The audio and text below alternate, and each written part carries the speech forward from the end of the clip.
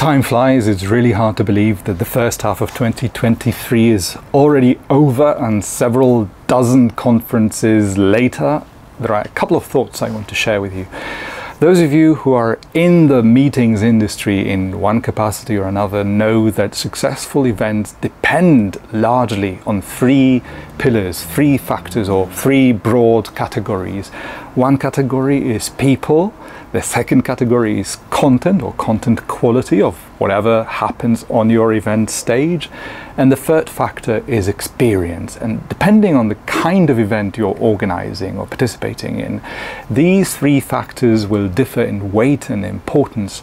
So for instance, if your event is more about entertainment, bringing people together, you will have more of the experience emphasis, whereas in serious formats focused around specific fields, disciplines, or expertise areas, you would focus more on content quality, ensuring that you not only have the top experts on the market, but also you ensure that you can tailor the quality of the content, improve it further, push your speakers, even the renowned names, a little to make sure they better adapt to your event or conference formats. Now, the experience part, especially for professional conferences and congresses, has been evolving in a really interesting fashion. That's one of the most prominent conclusions of the first half of 2023. And by that, I mean that after the pandemic of 2020 and 2021, the industry, we participants, may have experienced something quite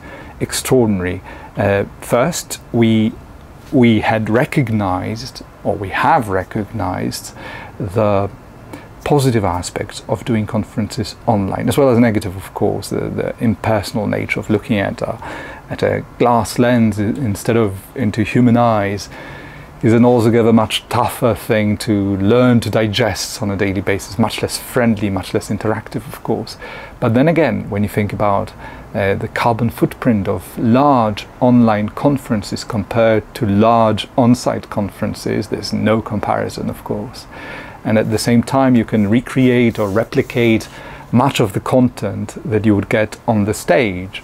So the advantages are there. The disadvantages are clear to understand as well.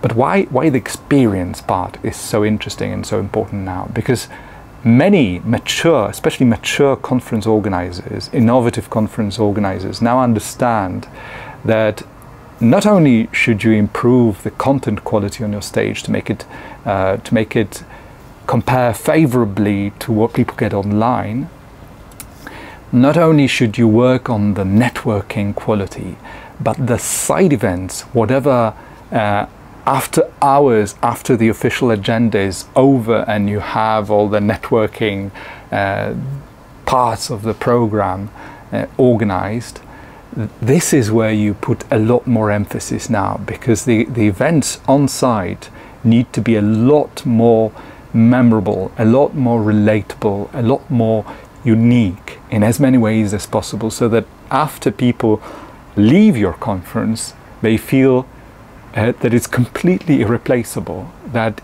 even though there are many other conferences out there operating in the similar field or discipline, yours truly stands out. Those conferences sometimes share speakers or speakers from similar or same companies, but where they really differ is, of course, attention to detail is one thing, that's always a factor, but where they really stand out is in the pictures and memories and ideas they leave behind in your mind.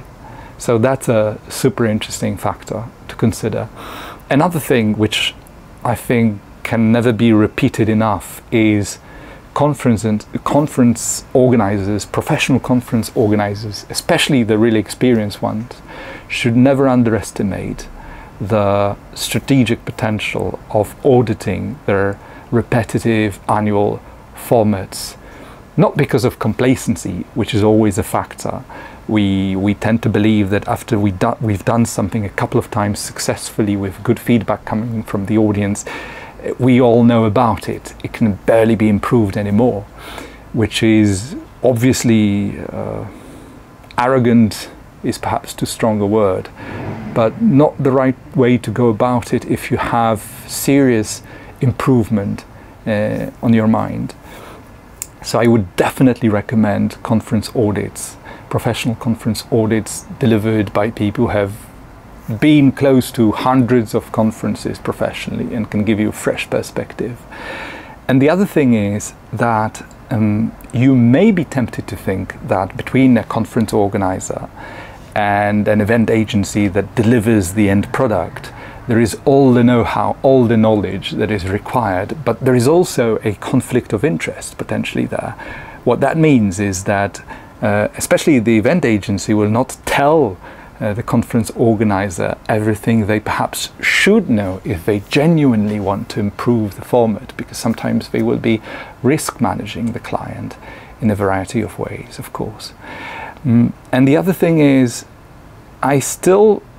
this is tricky, really hard to say, especially when you're a part of this market, but I think organizers, conference organizers and event agencies should spend a lot more time coaching speakers, even professional speakers. Now you would think, why would professional speakers need coaching? But in that category of professional speakers, coaching speakers or tailoring their performance means something slightly different. It means that you make sure that your guest speakers get to know the full context of your intentions, of other speakers or whoever is also joining the stage, so to say, and perhaps building more bridges, more meaningful bridges, creating more dynamic interactions, something that makes on-site events compare favorably to online events. So make it slightly more aggressive, perhaps, aggressive in the positive sense of the word, because at the end of the day, the end result of a successful event is that it's an impactful experience for the audience. That's always a good yardstick to compare it to. So I suppose I should include in this very first longer video of 2023, an apology, because it's been a while. It's been over 2 years, I believe, since I last recorded a video for my public speaking body language vlog on YouTube. But I promise to work harder on it now that I have more time on my hands in July and August. So hopefully you will find some of it useful and practical. Thank you.